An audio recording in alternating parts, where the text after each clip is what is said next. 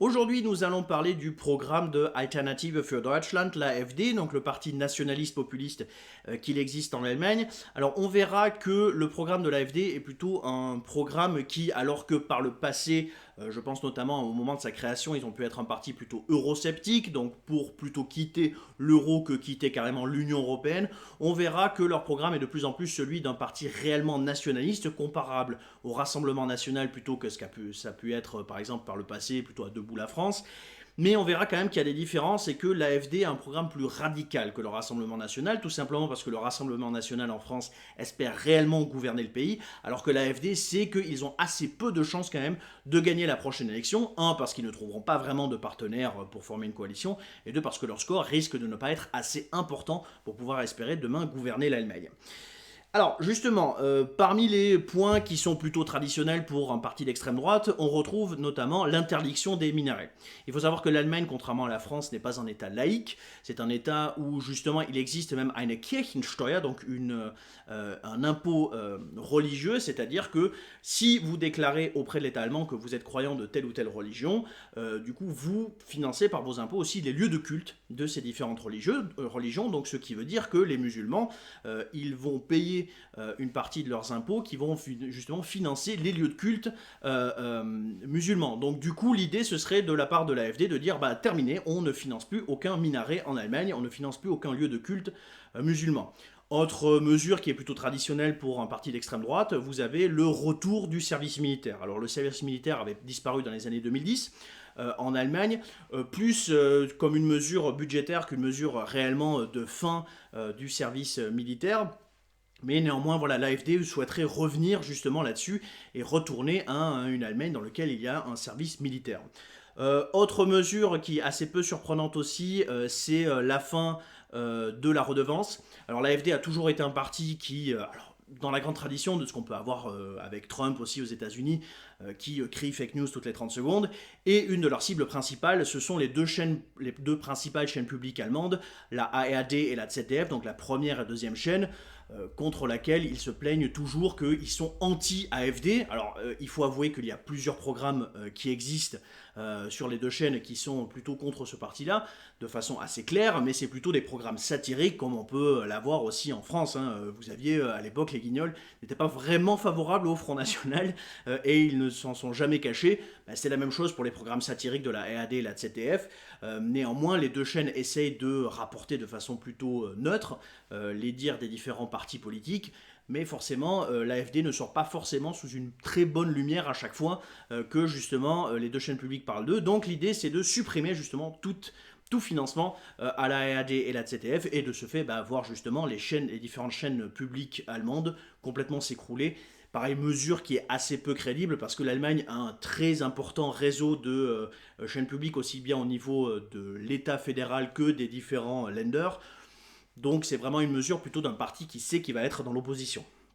Là où justement on est un peu plus extrême que d'autres partis d'extrême droite en Europe,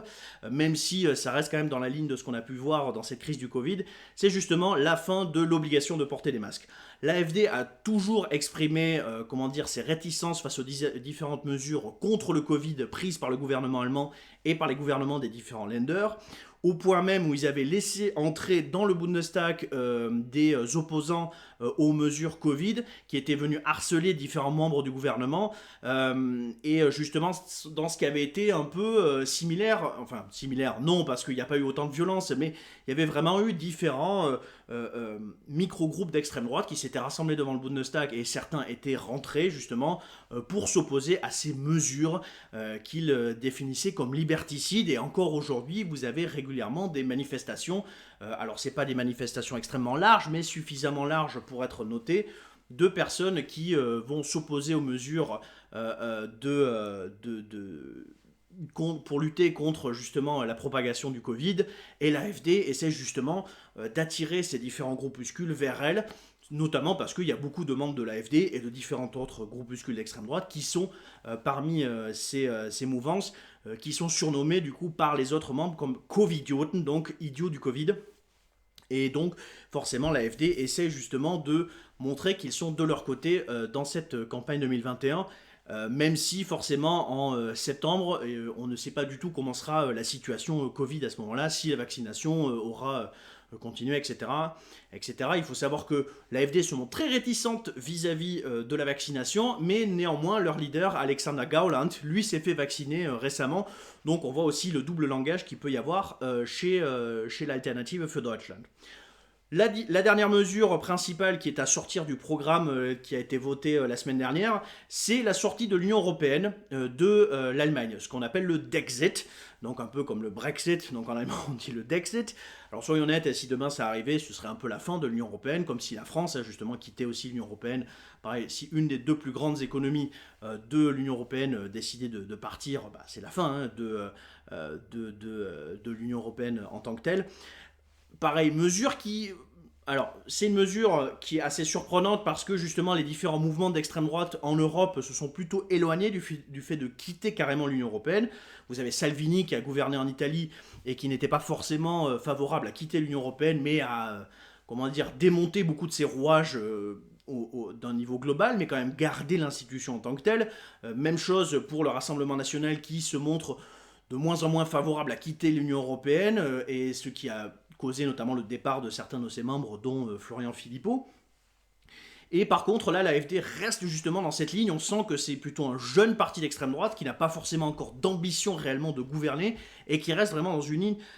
clairement d'opposition, même s'il faut savoir que la très très large majorité des Allemands, selon les sondages, est pour rester dans l'Union européenne, plus de 80%. Donc on voit mal comment cette mesure pourrait réellement passer, contrairement à ce qui a pu se passer justement au Royaume-Uni, où il y a toujours eu plutôt une réticence vis-à-vis de l'Union européenne, même si on ne s'attendait pas forcément au score qu'on a eu